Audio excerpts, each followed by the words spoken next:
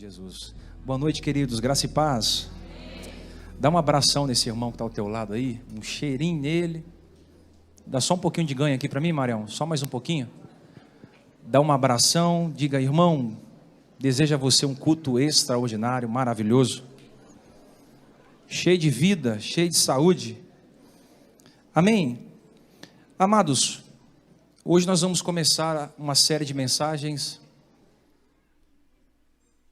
em cima da carta de Paulo aos Filipenses. Então pega a sua Bíblia e abra comigo no livro de Filipenses, na carta de Paulo aos Filipenses. Eu só vou pedir para você não se distrair com aqueles crentes que veio, mas não estão aqui. Pessoas que vêm à igreja para conversar, para andar, transitar, enfim. Não se distraia. Amém, amado? Porque nós estamos em muita gente. Então, se toda hora você levantar para ir no banheiro, conversar com quem está ao lado, a gente não consegue receber de Deus o que Deus tem para nós. Você que está com criancinha pequena, chorou, vai ali na porta, até a portinha, acalma o neném, toma um arzinho, depois você volta, tá bom? Para a gente poder mastigar com o cérebro aqui um pouquinho. Amém? Carta de Paulo aos Filipenses, capítulo 1, versículo 3.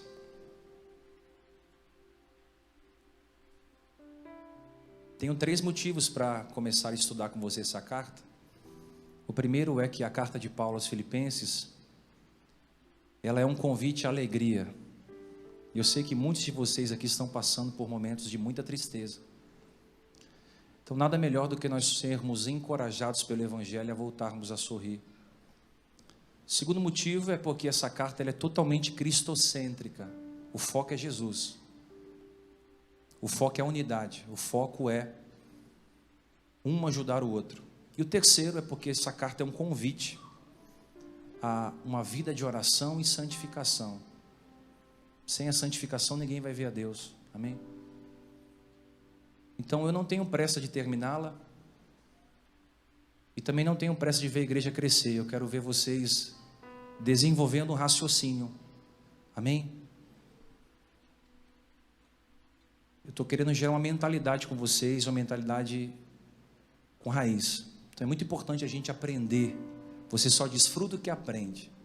Então vamos lá. Filipenses capítulo 1, verso 3. Dou graças ao meu Deus todas as vezes que me lembro de vós, fazendo sempre em todas as minhas orações súplicas por todos vós com alegria, pela vossa cooperação no Evangelho desde o primeiro dia até agora, tendo por certo isto mesmo, que aquele que começou uma boa obra em vós há de completá-la até o dia de Jesus Cristo. Como tenho por justo pensar isso de todos vós, porque vos retém em meu coração, pois todos vós sois participantes comigo da graça, tanto nas minhas prisões, como na defesa e confirmação do Evangelho. Amém? Vou ler só o verso 3 novamente. Dou graças ao meu Deus todas as vezes que me lembro de vós. Deixa a sua Bíblia aberta, vou deixar a luz acesa também. Pode se sentar.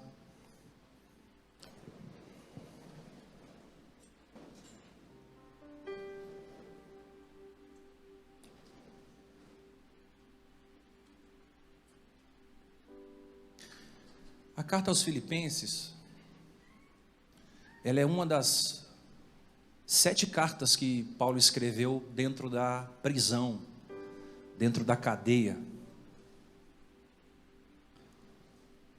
Essa carta ela foi escrita por volta do ano 63, 64 depois de Cristo.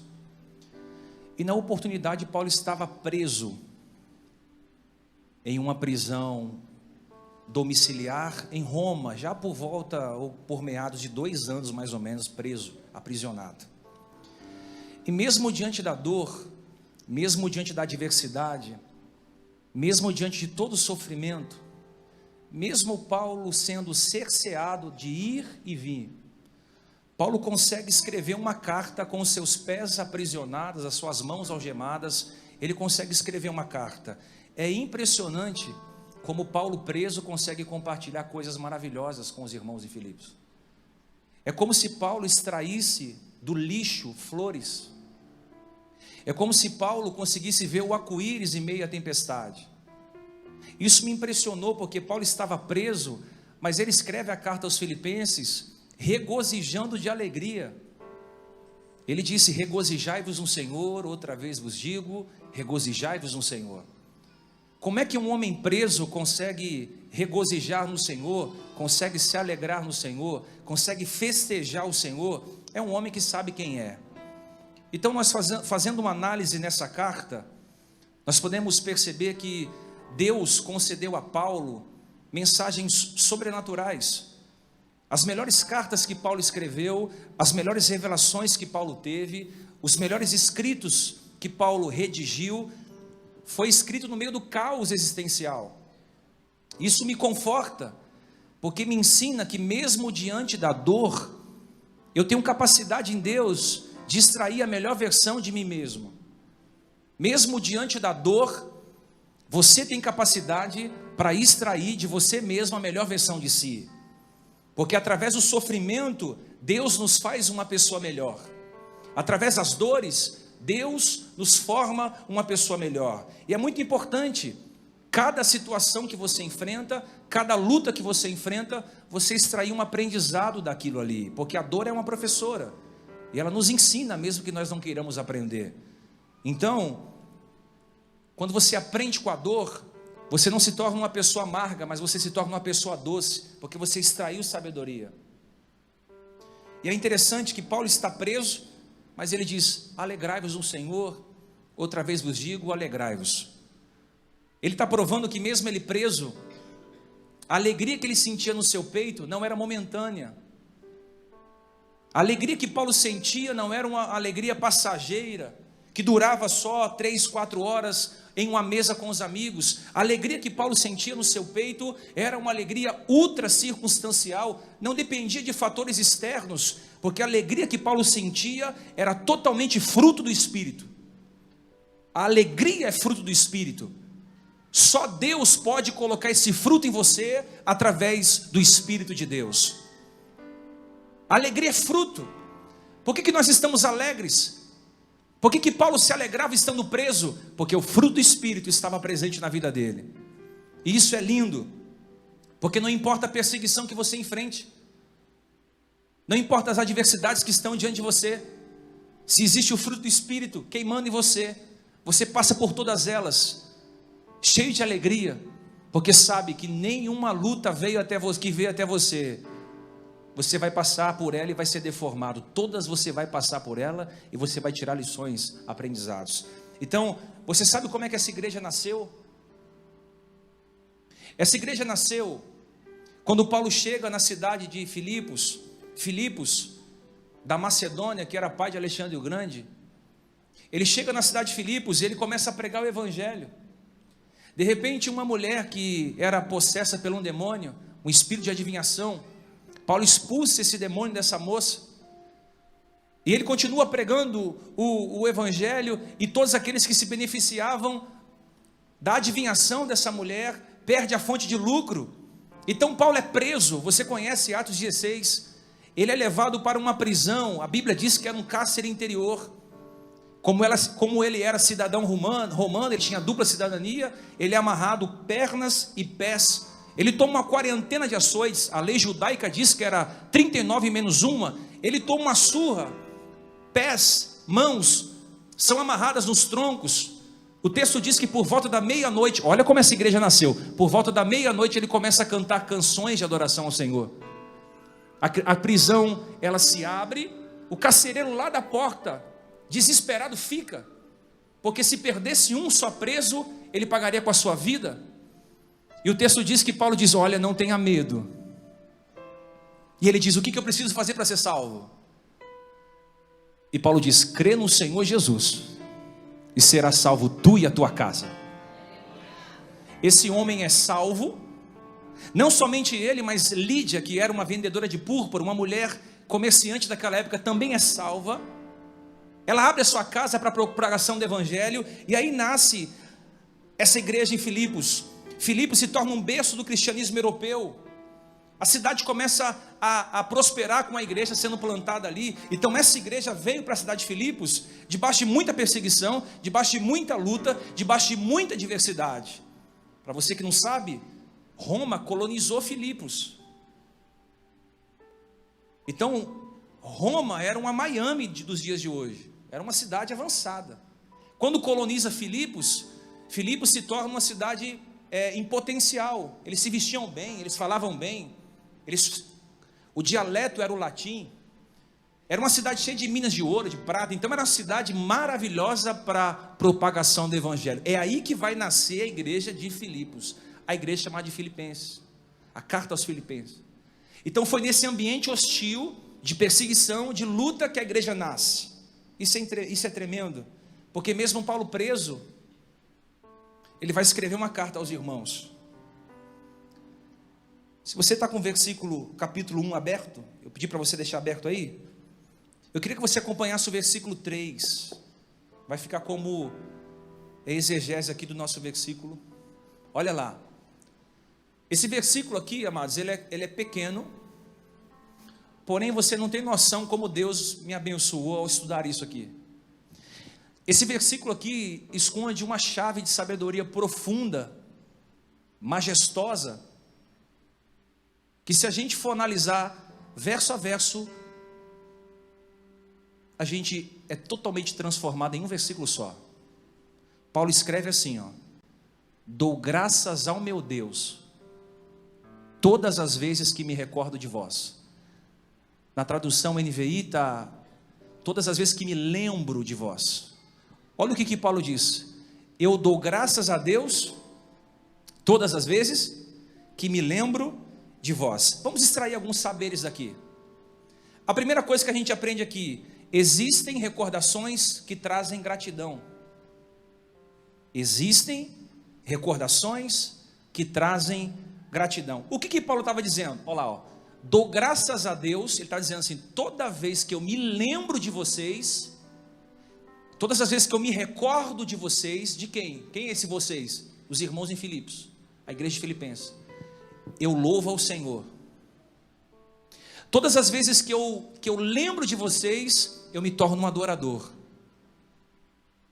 Todas as vezes que vem vocês na minha mente, eu celebro a Deus com ações de graça. É isso que ele está dizendo.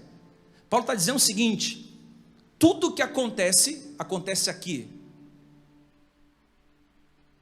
Eu me lembro de vocês, eu trago à memória quem vocês são, eu me recordo, e por me recordar, eu louvo a Deus. Então ele está dizendo o seguinte: toda vez que eu paro, faço uma retrospectiva da nossa relação, Paulo e Filipenses, eu sinto vontade de agradecer a Deus, de adorar a Deus, de louvar a Deus. Vocês me levam a adorar a Deus.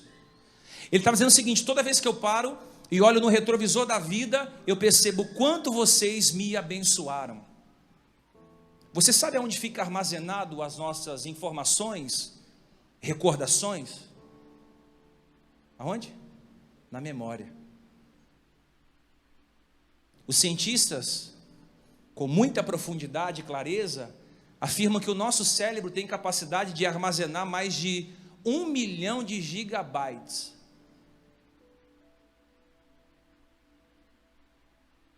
Está vendo isso aqui? É aqui que as nossas informações ficam. É aqui que a gente guarda coisas boas e ruins. Só que o cérebro é tão importante e é uma máquina tão violenta, que por mais que ela guarde 1 milhão de gigabytes, ela só tem poder para armazenar. O nosso cérebro não tem poder para apagar. E fala a verdade, se não tem dias que a gente quer apagar algumas coisas na nossa vida. Tem dias que a gente quer apagar momentos que só fizeram a gente chorar. Fala a verdade. Tem dias que você não quer pensar e pensa. Tem dias que você não quer se lembrar e lembra. Tem dias que você não quer chorar e chora porque lembrou do que passou. Fala a verdade, não tem dias da sua vida que você queria pegar uma borracha, passar e nunca ter se lembrado daquilo, como por exemplo um abuso sexual na infância, uma garota que foi abusada por um tio, pelo padrasto, pelo pai, pelo amigo, pelo vizinho. Como é que se esquece disso? Um filho que cresceu o tempo todo vendo o irmão sendo mais amado do que ele, e o pai dizendo muitas vezes, o seu irmão é melhor que você. Como é que se apaga da memória de alguém? Alguém que caminhou junto e no meio do caminho quebrou essa aliança, quebrou essa parceria, quebrou essa amizade. Ah, tanto sofrimento a gente queria deletar. Existe alguém aí na internet, na rede social, dizendo que Deus apaga da nossa memória todo o passado de sofrimento? Aquelas campanhas evangeliqueis. Isso é uma mentira. Deus não vai apagar o seu passado de sofrimento. Esquece isso. Ele vai deixar o passado de sofrimento bem nítido na sua memória. Para quê? Para você se lembrar que você passou por ali e que você saiu muito mais forte do que você entrou. Deus não vai apagar o seu passado de sofrimento. Ele vai mostrar para você que esse passado de sofrimento é o capítulo principal da história que você está escrevendo, chamado vida. Vai ser o seu testemunho para os seus filhos, para os seus netos, para os seus amigos. É aquele momento que você quer apagar, mas você tem que olhar para lá e dizer: olha, eu passei, eu venci, eu suportei a rejeição, eu suportei o abandono, eu passei por traições, eu passei por perseguições. Olha aqui, passei por tudo isso. Então Deus não vai apagar o nosso passado de sofrimento. Ele vai fazer com que a gente olhe o nosso passado de sofrimento e entenda que Deus permitiu passarmos por aquilo. Para quê? Para vermos que Ele esteve conosco. Se você for menos ingrato, você vai parar para analisar e fazer uma análise existencial. Você já passou por muitas coisas. Coisas nevrálgicas, coisas nababescas, coisas gigantes. Você pensou que não conseguiria. Familiares dizem que você não passaria. Você passou porque não passou sozinho, passou com Deus. Você pode ter passado a mão na cama vazia. Você pode ter pegado o telefone para ligar para um amigo e não ter encontrado. Mas Deus passou com você. Para quê? Para que você tivesse uma recordação. Lembra, Moisés, que eu fui com vocês? Lembra que não faltou roupa para a criança? A sandália crescia no pé, a roupa crescia no pé. Lembra que vocês não passaram fome, maná caía do céu? Você lembra que vocês sentiram sede, a água brotou da rocha? Eu sou o Deus que não deixarei vocês sozinhos. Deus não vai apagar o nosso passado de sofrimento, por mais que nós queiramos. Mastigamos com o cérebro. Como é que um homem está preso, algemado, as costas sangrando, recebendo privações de todos os lados, ele consegue sentir gratidão no peito? Como é que um homem que sofreu tanto poderia ter recordações de gratidão? Eu vou dizer para você: porque ele não permitiu ser refém de memórias ruins. Diga isso, seu irmão: não permita ser refém de memórias ruins. Diga para o outro: não permita ser refém de memórias ruins. Você está entendendo? Sim ou não? Como é que eu vou olhar para o meu passado? Vamos dizer que isso aqui é o passado. Como é que eu vou olhar para o meu passado e não vou ficar preso nele? Como é que eu vou olhar para trás e não vou ficar aprisionado nele? Não permitindo ser refém. O que é um refém? Aquele que está preso. O refém é aquele que fica preso a situações. Eu só consigo ter boas recordações quando eu não permito ser refém de memórias ruins. Não é que Paulo não tinha memórias ruins. Ele tinha memórias ruins, mas não era refém delas. Então, quanta gente aprisionada no passado. Quanta gente está amarrado lá no passado. Um casamento mal resolvido. Uma sociedade mal resolvida. Um problema com pai, com mãe, com irmã, com irmão. Ah, tem tanta gente preso no passado. Problemas relacionais com sogra, com sogro, com pastores, com líderes. Tanta gente impedido de viver presente, porque futuro não existe. O futuro não existe. O futuro só existe aqui.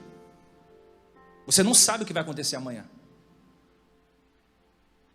Melhor, você não sabe o que vai acontecer daqui 5 minutos. Tudo que você tem é o agora. Às vezes você deixa de ver o agora, porque você está preso como refém ao passado.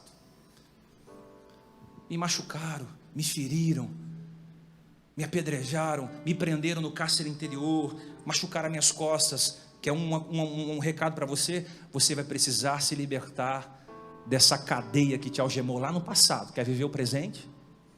Quer viver o melhor para a tua vida? O melhor de Deus já veio, é Jesus, amém? Agora a melhor versão de você ainda pode vir.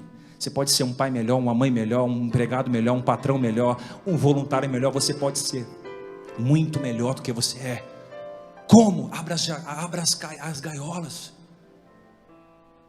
Para de viver do passado. Aí fui traído. E aí? Tem gente que vai ser fiel. Ah, mas me deixaram.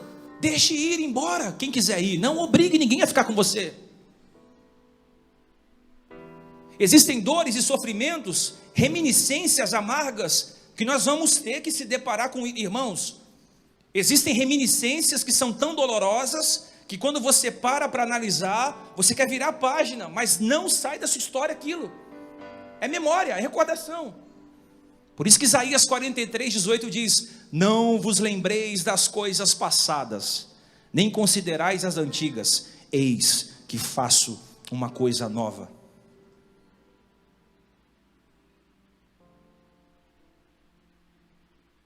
Ô bispo, por que Paulo sentia gratidão ao lembrar dos irmãos lá de Filipenses? Dou graças ao meu Deus. Dou graças ao meu Deus todas as vezes que me recordo. Por que ele está dando graças a Deus quando se lembra dos irmãos em Filipos? Porque foram relacionamentos enriquecedores. Paulo está dando graças a Deus porque quando se lembra dos irmãos, ele está lembrando de relacionamentos que enriqueceram. Por que esse relacionamento entre Filipenses e Paulo enriqueceu tanto Paulo? Versículo 5 diz, Filipenses 1:5, pela vossa cooperação no Evangelho. Então eles cooperavam com Paulo na propagação do Evangelho, na disseminação do Evangelho, no espargir das Escrituras, das boas novas, desde o primeiro dia. Então a igreja de Filipos foi uma igreja que cooperou. A palavra cooperação vem da palavra grega koinonia. Diga assim, koinonia. O que é koinonia? É cooperar. Ele disse assim, pela vossa cooperação, do grego koinonia, é o ato de partilhar algo com outra pessoa. O que é partilha? É quando eu posso partilhar esse lenço com o Danilo. Partilha, koinonia. É quando eu posso partilhar esse suco com o Pacheco, koinonia. Ele está dizendo: Deus, muito obrigado, eu te louvo, viu? Porque os irmãos de Filipos, eles partilharam comigo. E se você for analisar, Paulo precisou de ajuda financeira. A igreja de Filipos, que tinha como pastor Epafrodito, reuniu uma oferta, não uma, mas várias, pelo menos duas, é citado, levou a Paulo. Então Paulo estava sendo bem cuidado pelos irmãos de Filipos. Paulo estava recebendo cooperação, recebendo ajuda, recebendo afeto, recebendo abraço, recebendo donativos, recebendo dinheiro. Ele estava recebendo porque também dava muito a eles. Aquela igreja era uma igreja missionária. Agora olha que coisa linda. A relação que ele tinha um com o outro era uma relação muito poderosa. Porque Paulo só não dava, Paulo também recebia. Presta atenção aqui agora. Não era uma relação onde Paulo dava e não recebia. Era uma relação onde Paulo dava e recebia também. Irmãos, isso aqui eu não sei nem se eu posso falar. É horrível quando você entra em uma relação onde só um dá e o outro não.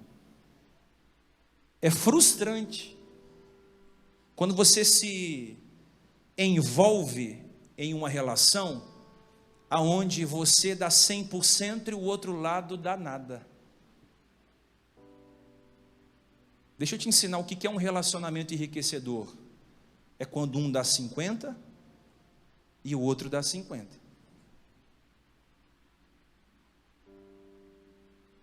A igreja de Filipos somava com 50, Paulo somava com 50, dava 100. É frustrante entrarmos em uma relação onde a entrega não é recíproca.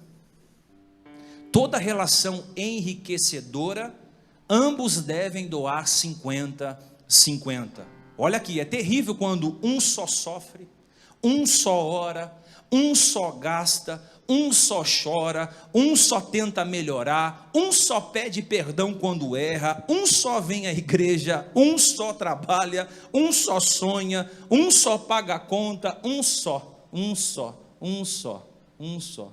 Cansa. A maioria de vocês aqui estão cansados relacionalmente. Por quê? Só você faz.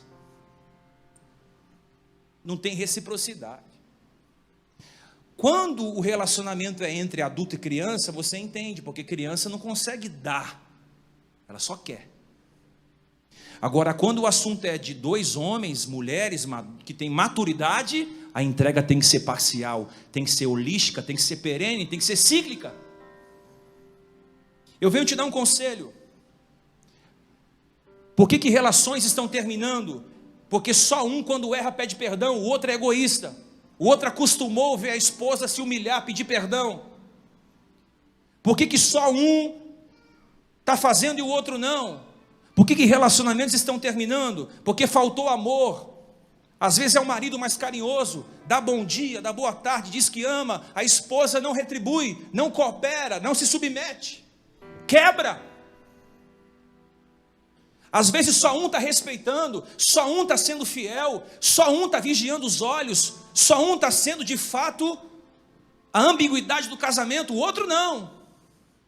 Só um está sendo amigo de verdade, o outro não. O que acontece? Essa relação vai quebrar, porque não está tendo reciprocidade. Paulo está dizendo, eu dou graças a Deus, porque quando me lembro de vocês, eu me recordo de uma relação enriquecedora. Vocês davam e eu dava. Vocês compartilhavam e eu compartilhava.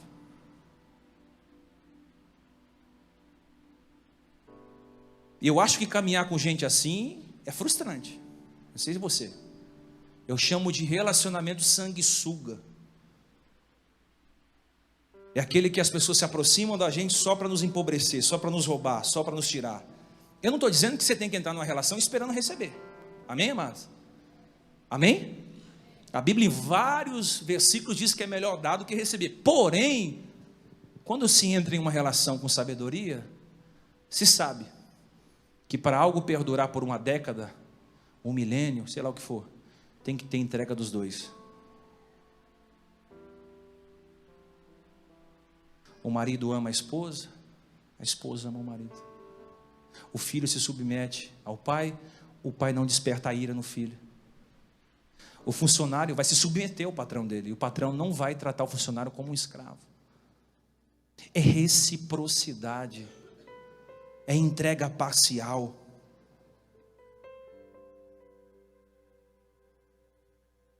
Então Paulo está feliz, porque a igreja de Filipos cooperou com os seus sofrimentos. Quer que eu possa te dar um conselho? Esse alguém que diz te amar, leva para comer 1 quilo de sal com você.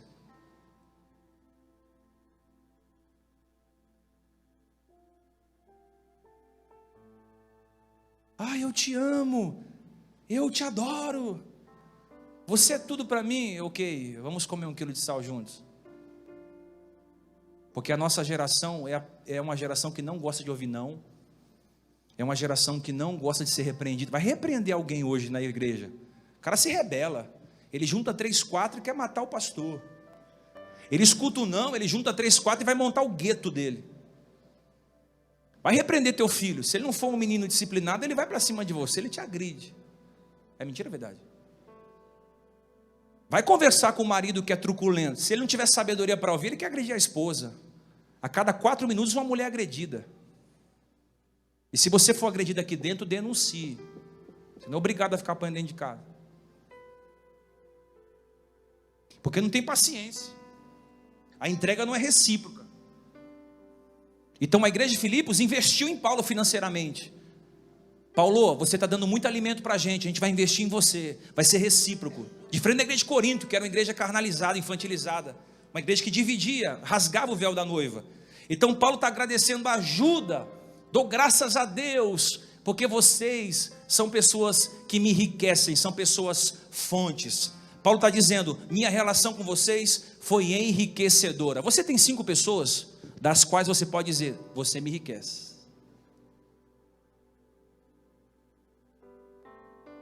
Tem gente que está empobrecido nos seus afetos, porque só se relaciona com me dá.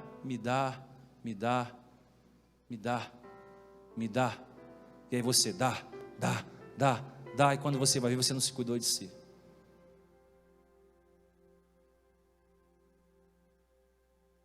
Então nossa luta na pós-modernidade é para que a gente não deforme quem entra na nossa vida e nem nós nos tornemos deformados por quem entra na nossa. Não é fazer com que as pessoas permaneçam ao nosso lado, é fazer com que as pessoas, enquanto permaneçam ao nosso lado, sejam enriquecidas. Irmãos, eu não tenho problema de carência, não tenho. Quem quiser andar comigo anda, quem não quiser linha. Porém, quem está do meu lado precisa ser enriquecido. Se você está do lado de alguém porque quer, porque a ama, porque está, enriquece. Porque se não enriquecer, sai. Enquanto você estiver do lado de alguém, enriqueça essa pessoa, fortaleça essa pessoa, abençoa, ama, faz o que Paulo diz. Paulo está dizendo assim, eu dou graças ao meu Senhor. Volta lá ao versículo, eu dou graças a Deus todas as vezes que eu me lembro de vós. Coloca lá o versículo 9. Olha o que Paulo diz, e por dar graças eu oro para que Deus aumente o amor de vocês. Que relação é essa? Essa é uma relação de intercessão. O que é intercessão? Vocês que gostam de batalha espiritual. O que é intercessão? Hã? O que é? Hã? Tá certo. Intercessão é quando você ora em favor do outro. Paulo está dizendo, Deus, eu estou preso, todo machucado, mas a minha oração não é petição para mim, é intercessão para o outro. Olha a oração de Paulo. Oh Deus, ele faz 3 pedidos. Enriquece eles em amor, enriquece eles em sinceridade. Não que eles não amassem, Paulo pede, Deus, dá capacidade para eles amarem mais. Você sabe que tem 4 amores, já preguei isso aqui. Tem o amor ágape, que é o amor de Deus, tem o amor estorge, que é o amor entre família, tem o amor filéu, que é o amor entre amigos, e tem o amor eros, que é o amor sexual. São 4 amores. O único amor que não se deforma é o ágape. Ele está dizendo, Deus, dá aos irmãos em Filipos o amor ágape, o amor de Deus. Aumente esse amor neles. E diz, e também faça com que eles tenham sinceridade. A pior coisa que tem é você se relacionar com fake news. Ele está dizendo, Deus, abençoa essa igreja, esses membros, para que eles não sejam fake. O que é fake? Hã? Falso. O que é ser sincero?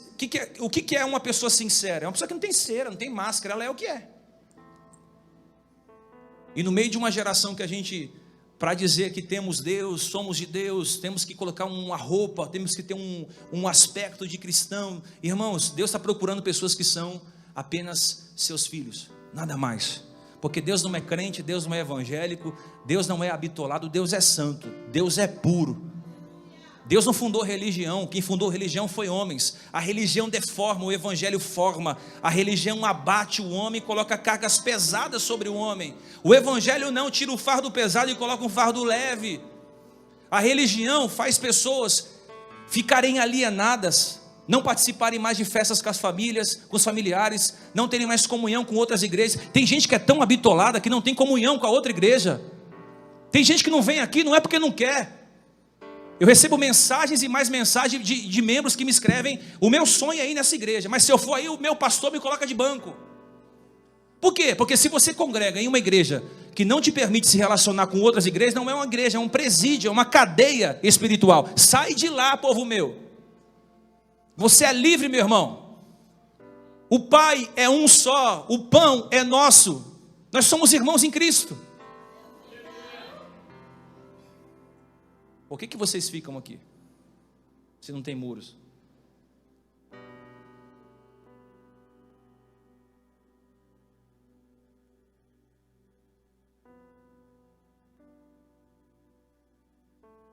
Diga para quem está do seu lado, não obriga ninguém a caminhar ao seu lado. Se não for para enriquecer, não obriga. Paulo está dizendo, Deus, muito obrigado, Deus, porque Filipos me enriquece. Filipos, eu digo à igreja, a igreja me abençoa e eu abençoo eles. Que lindo é uma relação assim. Eu termino dizendo que Paulo sabia muito bem o que era o abandono. Por isso que ele estava tão feliz com esse relacionamento enriquecedor. Se você pegar a última carta de Paulo, Paulo escreve 3 cartas pastorais. 1 Timóteo, 2 Timóteo e Tito, são 3. Na última carta, Paulo está na sala do martírio. Roma havia sido incendiada. Nero havia incendiado Roma. Coloca a culpa em Paulo. Paulo é preso. Todo mundo vai embora, abandona Paulo. Ele vai escrever uma carta dizendo, Timóteo, apresse-te em ter comigo, vem rápido que eu estou sozinho, eu estou sentindo necessidade de afeto, eu estou sentindo necessidade de compartilhar dores, eu estou sentindo necessidade de abrir meu coração com alguém. E ele diz assim, ô Timóteo, Fígelo e Hermógenes me abandonou, eles me deixaram, eles saíram da minha vida. Ele está dizendo o seguinte, olha, e Demas abandonou-me também, amou o presente século, o presente mundo. Crescente foi para a Galácia, Tito foi para a Dalmácia. No versículo 14 ele diz, Alexandre o Latueiro me fez muito mal. E há quem diz que foi Alexandre Latueiro que delatou a Nero, que foi Paulo que queimou Roma, mas não foi Paulo. E Paulo diz, olha, Deus vai retribuir segundo as suas obras. Na primeira defesa ninguém me assistiu, todos me desampararam. Eu estou falando de um homem que sabe o que é desamparo, rejeição e solidão. Então, quando ele lembrava da igreja de Filipos, ele sentia gratidão no peito. E aí, ele pede para Deus enriquecer com amor, ele pede para Deus tirar toda a máscara de hipocrisia, e ele pede para Deus que ele gerem frutos de justiça. Termina aqui.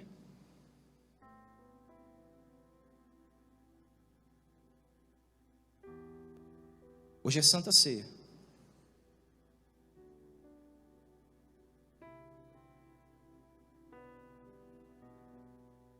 Eu sei que você está sentado aí, tem memórias boas e ruins. Mas o meu pedido a você é que você não entre em uma relação para que você seja para o outro a memória ruim. Para que você seja na vida do outro uma memória boa. Quando alguém disser assim, olha, eu lembro da Tati, poxa, que bênção. Ou me lembro do Jailson, poxa, que bênção. Olha, eu me recordo do Tadeu, poxa, que alegria me recordar dele. Eu me recordo da Su, do Jet, me recordo do Dudão, me recordo da Camila, me recordo do Guga, da Dani, oh, que bênção. Que quando as pessoas recordarem, lembrarem da Sarando, não se recorde de nós como uma igreja infantilizada, carnal, como Corinto, mas uma igreja solidária, missionária como Filipos. Você tem enriquecido os relacionamentos dos quais você tem entrado? Você tem enriquecido a sua esposa ou é só ela que dá? Ô jovem, você tem enriquecido os seus pais? Ou é só uma cobrança? Quero isso, quero aquilo outro, quero isso, quero aquilo, você não manda em mim, tal. Você, marido, tem enriquecido a sua filha, você, esposa, tem enriquecido o seu marido, ou é só cobrança em cima de cobrança, é só pedidos em cima de pedidos? Igreja, vamos se unir nessa noite para entendermos isso. A dubialidade de um relacionamento sadio é a entrega mútua. A Bíblia diz que Jesus se entregou por inteiro. Que lindo isso. A gente se entrega cheio de reserva. Ele não, ele amou até o fim. Isso aqui, termino. A Bíblia diz lá em João: e tendo amado os seus, amou até o fim. Como é que alguém ama até o fim, sabendo que um ia negar e o outro ia trair? Porque Jesus entrava na relação não esperando receber nada em troca. Por isso, quando alguém saía da sua vida, quando alguém o traía, quando alguém o negava, ele continuava amando.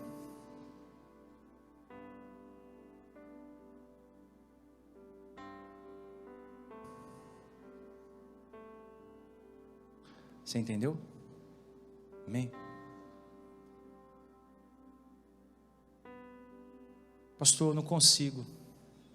Ultimamente eu estou vivendo um tempo de muita dor. Se te conforta, eu encerro lendo o versículo 6. Aquele que começou a boa obra na sua vida. Você está em construção. Você está em obras. Acho que a gente tem que andar com uma camisa: estamos em obras. Você já percebeu como obra é engraçada?